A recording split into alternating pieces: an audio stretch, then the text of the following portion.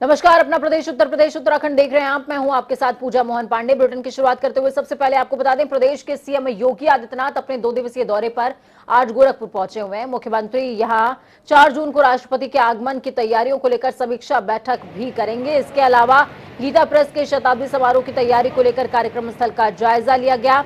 वहीं इस दौरान उन्होंने राजश्री टंडन मुक्त विश्वविद्यालय के भवन रामगढ़ ताल परियोजना क्षेत्र में शिलान्यास किया। गोरखपुर में 4 जून को राष्ट्रपति रामनाथ कोविंद गीता प्रेस के शताब्दी समारोह में शिरकत करने आ रहे हैं। उसके बाद राष्ट्रपति गोरखनाथ मंदिर जाएंगे, जहां वो गुरु गोरखनाथ की पूजा अर्चना के बाद नौका विहार जेटी पर लाइट एंड साउंड शो भी देखने वाले हैं। उसके बाद रात्रि विश्राम राष्ट्रपति सर्किट हाउस में होगा।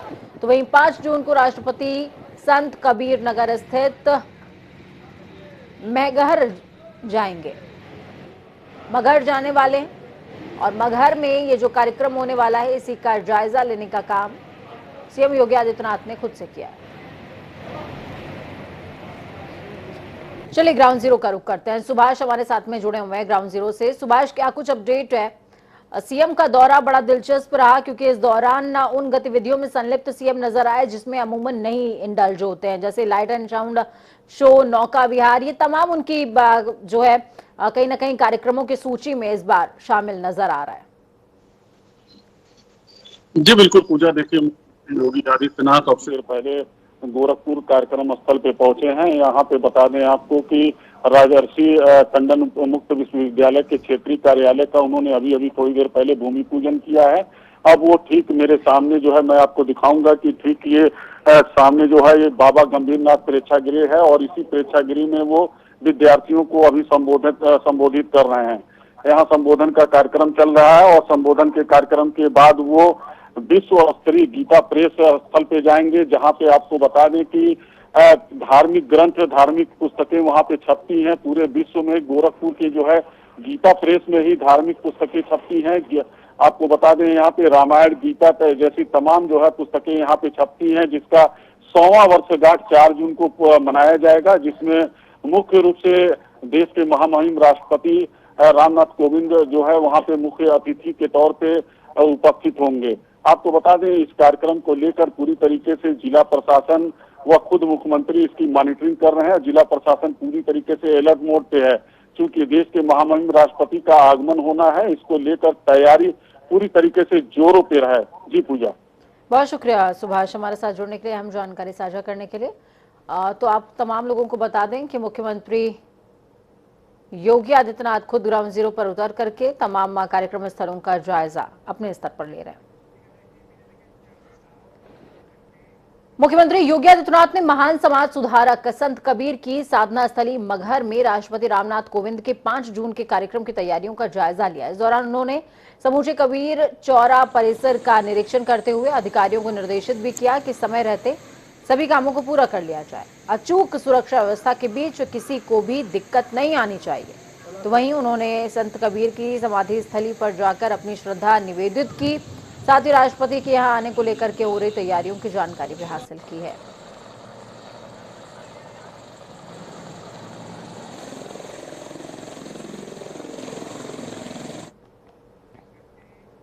उत्तर प्रदेश से राज्यसभा के लिए बीजेपी जल्दी उम्मीदवारों की सूची जारी कर सकती है। बीजेपी की ओर से जारी होने वाली सूची में 8 उम्मीदवारों के नामों का ऐलान किया जा सकता है। बीजेपी कैंप से कुछ इसी तरीके के संकेत मिल रहे हैं कि पार्टी राधा मोहन दास अग्रवाल और कांग्रेस छोड़कर बीजेपी में शामिल हुए आरपीएन सिंह को राज्यसभा भेज सकती है।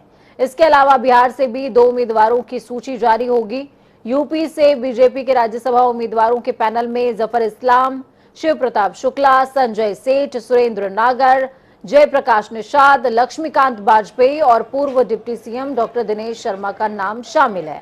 माना यह भी जा रहा है कि बीजेपी से 2 ब्राह्मण चेहरों को राज्यसभा भेजा जाएगा। विधायकों की संख्या के हिसाब से बीजेपी यूपी से 8 नेताओं को राज्यसभा भेज सकती है। लखनऊ में हुए कोर कमेटी की बैठक में इन सभी सांसदों की रिपीट करने की सिफारिश की गई है। तो वहीं बुलंदशहर के रहने वाले सुरेंद्र सिंह नागर पश्चिम यूपी के गुर्जर नेता हैं। खबर यह भी मिल रही है कि केंद्रीय मंत्री मुख्तार अब्बास नकवी का नाम भी राज्यसभा जाने वालों की लिस्ट में हो सकता है, डिसाइडेड नहीं है। तो वहीं यूपी के रामपुर के रहने वाले हैं ऐसे में जफर इस्लाम का टिकट कट सकता है। इसमें संजय सेठ और सुरेंद्र नागर दोनों ही समाजवादी पार्टी छोड़कर बीजेपी का दामन थामते नजर आए हैं। दोनों ही बड़े कारोबारी बताए जाते हैं और दोनों को इस समय बीजेपी से उम्मीदें भी हैं। चलिए ग्राउंड जीरो का रुख करते हैं। अनूप हमारे साथ में जुड़ गए हैं इस खबर पर ज्यादा जानकारी के लिए। अनूप, दो नाम जो चर्चा का विषय बने हुए हैं वो आरपीएन सिंह हैं और साथ में और भी कई नाम हैं जो पार्टियों का दामन छोड़ करके बीजेपी में सम्मिलित हुए हैं और उनको कहीं ना कहीं उम्मीद थी कि इस बार नहीं तो राज्यसभा चुनाव में सही लेकिन कहीं तो मौका मिल जाएगा, लेकिन वो होता नजर नहीं आ रहा है।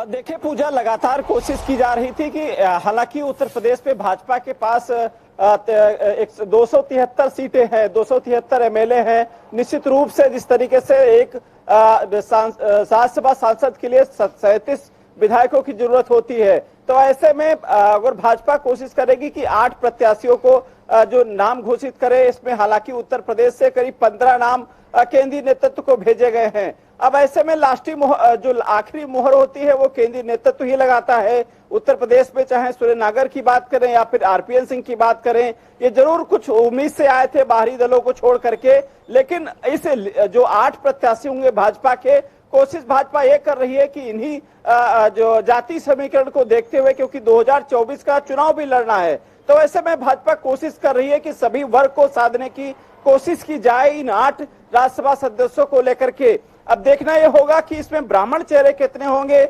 ओबीसी के चेहरे कितने होंगे, या फिर दलित चेहरों को भी लिया जाएगा। तमाम चीजों को देखना पड़ेगा भाजपा को। भाजपा कोई भी चाहे लिस्ट, चाहे प्रत्याशियों की हो या फिर संगठन में कोई नाम की जो मतगणना होती है, तो निश्चित रूप से भाजपा उत्तर प्रदेश में पहले एक कमेटी तैयार की जाती है, उसके बाद यहाँ मंथन के बाद जो फाइनल डिसीजन होता है वो केंद्रीय नेतृत्व का होता है। आज भी बैठक हुई, आज कार्य समिति की बैठक चल रही थी, मैं देख रहा था वहां उत्तर प्रदेश में जितने भी सांसद हैं उनको बुलाया गया था, क्योंकि इस समय भाजपा कोशिश कर रही है कि जो 2024 में जिन सीटों पर हार मिली है उनको लोकसभा जो चुनाव में उनको बुलाया जाए, उनकी लोकप्रियता बढ़ाई जाए। ये तमाम चीजों को मंथन हुआ है। तो आने वाले समय में ये कहा जा सकता है कि ये जो राज्यसभा का चुनाव है इसमें हर जाति को साधने की कोशिश भाजपा करने जा रही है। और लगातार तमाम समीकरण जो कहीं ना कहीं कह सकते हैं कि विधायकी के चुनाव के दौरान नहीं सध पाए थे, अब मौका है कि लोकसभा के इलेक्शंस में उन समीकरणों को साध लिया जाए। बहुत शुक्रिया अनूप हमारे साथ जुड़ने के लिए, अहम जानकारी साझा करने के लिए। उत्तर प्रदेश में प्रचंड बहुमत के साथ भारतीय जनता पार्टी की सरकार बनने के बाद भारतीय जनता पार्टी उत्तर प्रदेश की पहली कार्य समिति की बैठक का उद्घाटन मुख्यमंत्री योगी आदित्यनाथ की अध्यक्षता में करती नजर आई।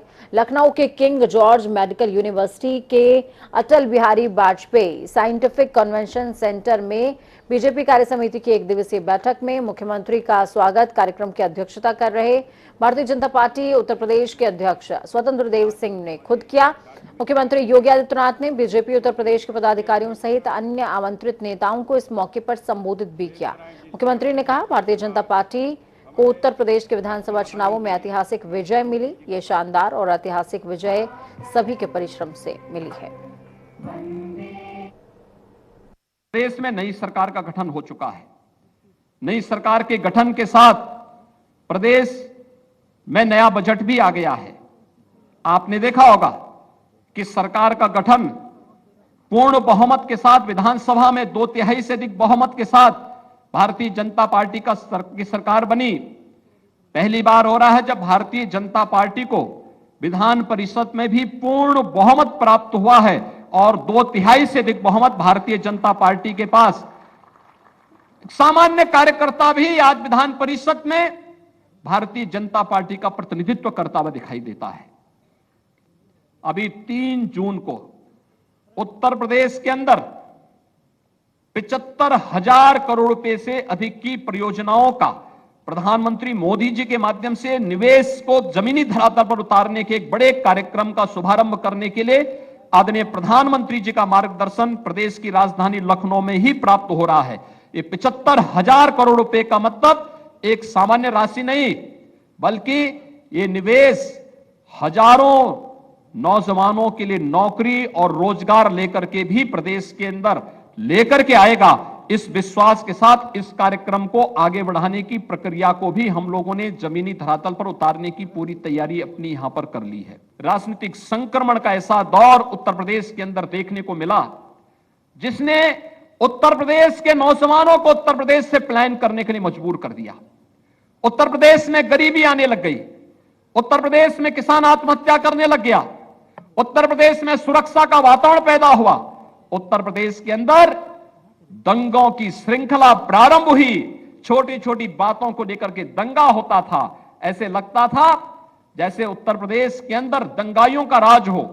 लेकिन आज उत्तर प्रदेश अपनी अर्थव्यवस्था को मजबूती के साथ आगे बढ़ाते हुए विगत 5 वर्ष के अंदर हम उत्तर प्रदेश की अर्थव्यवस्था को दुगनी करने में हमें सफलता प्राप्त हुई। प्रति व्यक्ति आय को दुगने से अधिक करने में हमें सफलता प्राप्त हुई।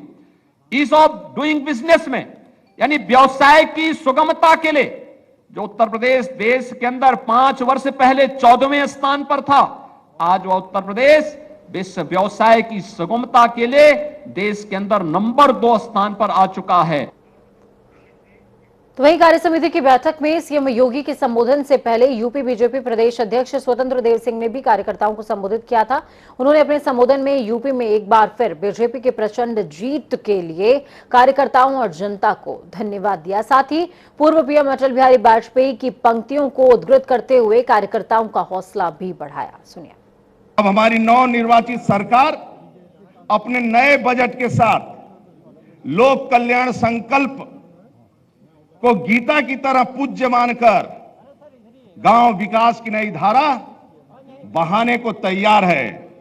उत्तर प्रदेश की सम्मानित जनता को आज इस अवसर पर भारतीय जनता पार्टी के प्रदेश अध्यक्ष के नाते पुनः सेवा का अवसर देने के लिए जनता जनार्दन का मैं हृदय से स्वागत एवं वंदन करता हूं।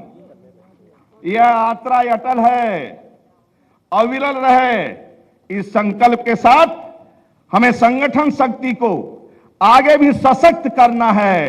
श्रद्धेय अटल जी के वह शब्द मुझे याद है, उजियारे में अंधकार में, कल कहार में बीच धार में, घोर घिड़ा में पूत प्यार में, क्षणिक जीत में दीर्घ हार में, जीवन के सत सत आकर्षक कदम मिलाकर चलना होगा, कदम मिलाकर चलना होगा।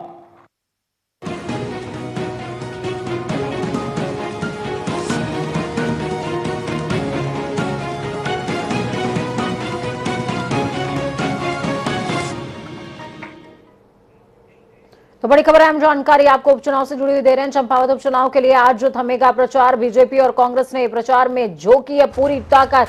सीएम पुष्कर सिंह धामी चंपावत से चुनाव लड़ रहे हैं। निर्मला गहतोड़ी भी अपनी जीत का दावा करती नजर आ रही हैं। चुनाव के मद्देनजर भारत नेपाल सीमा को पूरी तरीके से सील किया गया। 31 मई को उपचुनाव के लिए मतदान होगा। 3 जून को उपचुनाव के नतीजे सामने आएंगे।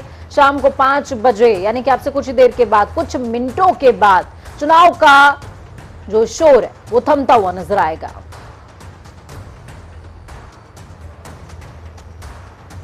चलिए ग्राउंड जीरो का रुख करते हैं। नवीन शुक्ला हमारे साथ में ग्राउंड जीरो से जुड़े हुए हैं। नवीन, आपसे समझना चाहेंगे, आपसे कुछ ही देर के बाद चुनाव प्रचार का शोर जो है वो थम जाएगा और इसके मद्देनजर सुरक्षा की भी चाक चौबंद इंतजाम किए गए हैं। ग्राउंड जीरो पर कैसी हलचल है दोनों प्रत्याशियों को लेकर के जनता के बीच में? जी निश्चित तौर पर चंपावत उपचुनाव को लेकर लगातार दोनों ही दल प्रचार प्रसार में लगे हैं। अब से कुछ देर बाद ही जो चुनाव प्रचार है वो थम जाएगा। कहीं ना कहीं दोनों दल हैं अपनी जीत के दावे कर रहे हैं। जहां एक तरफ मुख्यमंत्री पुष्कर सिंह धामी हैं तो वहीं दूसरी तरफ निर्मला गहतोड़ी हैं। अब देखने वाली बात यह होगी कि जनता किसके पक्ष में वोट करती है। लगातार तैयारियां की जा रही हैं क्योंकि चुनाव को लेकर 31 को मतदान भी है। तो कहीं ना कहीं जो शासन है और प्रशासन है पूरी तरीके से अलर्ट मोड पर है। लगातार मॉनिटरिंग की जा रही है और इस अब से कुछ ही देर बाद जो है चुनाव प्रचार थमने वाला है। तो कहीं ना कहीं सबसे बड़ी जो व्यवस्था होती है, क्योंकि भारत और नेपाल बॉर्डर भी पड़ता है चंपावत अगर कहा जाए तो वहां पर भी सुरक्षा के पुख्ता इंतजाम किए गए हैं। इसके साथ ही पुलिस प्रशासन को अलर्ट किया गया है, पीएससीआई लगाई गई हैं, तो तमाम सारी जो व्यवस्थाओं को उसको दुरुस्त करने का काम किया गया है। मतदान होना है, लगातार दोनों ही दल अपने अपने जीत के दावे कर रहे थे, लगातार चुनाव प्रचार प्रसार चल रहा था। अब जब 31 तारीख को जब वोटिंग होगी तब पता चलेगा, फैसला तब आएगा कि जनता किसके पक्ष में वोट करती है। हालांकि दोनों ही दल बीजेपी और कांग्रेस अपने जीत के दावे जरूर कर रही है। बिल्कुल, दोनों ही दल अपनी जीत के दावे कर रहे हैं। हालांकि सत्ता पक्ष की तरफ से ये आरोप बार बार विपक्ष पर लगते रहे कि उनकी तैयारियां काफी कमजोर नजर आ रही हैं। बहुत शुक्रिया नवीन हमारे साथ जुड़ने के लिए, हम जानकारी साझा करने के लिए। तो वहीं यूनिफॉर्म सिविल कोड को लेकर के सरकार की तरफ से उठाए गए कदम पर कांग्रेस ने भी सरकार की तारीफ की है, लेकिन इसके साथ ही सरकार से दूसरे राज्य के अन्य दूसरे मुद्दों पर ध्यान देने की पैरवी की गई है। कांग्रेस के संगठन महामंत्री मथुरा दत्त जोशी ने कहा कि यूनिफॉर्म सिविल कोड पर तो सरकार ने कदम बढ़ा दिया, लेकिन महंगाई, बेरोजगारी और लोकायुक्त जैसे विषयों पर भी सरकार को तुरंत काम करना चाहिए। कांग्रेस ने कहा, धामी सरकार अपने चुनावी घोषणा पत्र का वादा तो बता रही है, लेकिन लोकायुक्त पर कोई काम नहीं कर रही है। देखिए, कॉमन सिविल कोड जो समान नागरिक आचार संहिता है, ये भारतीय जनता पार्टी का अपना एजेंडा है। जनसंघ के ज़माने से लोग कहते रहे 370 हटाएंगे, समान नागरिक संहिता लाएंगे, कुछ और काम ये करेंगे जो इनके अपने एजेंडे में है। ठीक है, आपकी बहुमत की सरकार है, आप ला सकते हैं, आप काम कर सकते हैं, लेकिन इसके अलावा भी जो मूलभूत काम है वो बहुत है काम है। आपने 5 साल पहले कहा था 100 दिन के अंदर लोकायुक्त लाएंगे, भ्रष्टाचार को ख़त्म करेंगे। कहाँ गया आपका लोकायुक्त? कहाँ गई आपकी बेरोजगारी में? आपने कहीं कोई काम नहीं किया। महंगाई चरम सीमा पर है, पलायन बढ़ रहा है। इस प्रदेश के कई और मुद्दे भी हो सकते थे जिनमें मुख्यमंत्री जी पहल कर सकते थे। बीते साल अक्टूबर महीने में आई दैवीय आपदा से काठगोदाम बैराज से गौलापार क्षेत्र में जाने वाली सिंचाई नहर क्षतिग्रस्त हो गई थी, जिसके बाद गौलापार क्षेत्र के किसानों के सामने सिंचाई का संकट खड़ा हो गया। किसानों ने सिंचाई विभाग के अधिकारियों को कई बार अवगत कराया, लेकिन किसानों की परेशानियों का हल नहीं निकल सका है। तो वहीं अब कुमाऊं कमिश्नर दीपक रावत ने सिंचाई विभाग के अधिकारियों के साथ क्षतिग्रस्त नहर का निरीक्षण किया।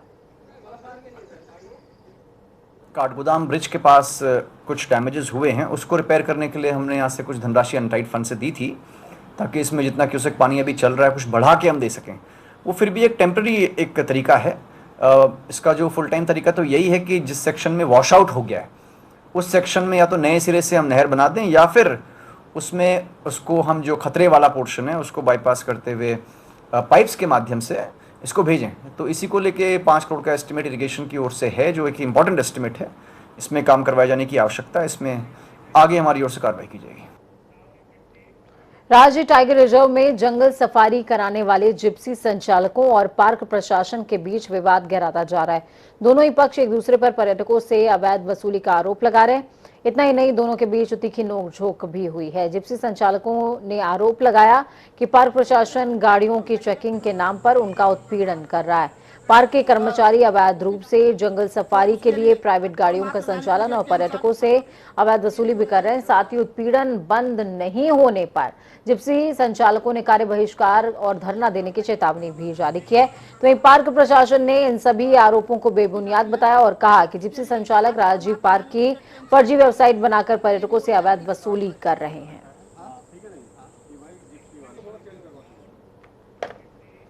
वक्त यहाँ पर छोटे से ब्रेक का। ब्रेक के उस पार खबरों का सफर लगातार जारी रहेगा। बने रहिए जनता टीवी के साथ, क्योंकि हमें आपकी ताकत, अपना और अपनों का बहुत ज्यादा ख्याल रखिए। नमस्कार।